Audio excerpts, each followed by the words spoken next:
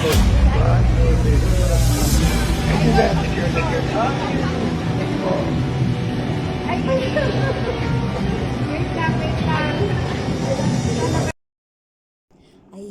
kahit saan mapunta ang ating boss, FLM, dinudumog ng mga fans. Ayan, ang dami-daming nagpapapicture kahit mapunta si boss FLM saan. Dami, dinudumog talaga siya ng mga tao, pinagkakaguluhan. O, diba? Bakit ba binabasa ng mga tao?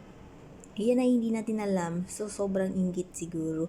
Pero tingnan nyo naman, kahit mapunta siya saan, naglalakad, daming taong nagpapapicture talaga, nagvi-videos, ayan, o kahit saan.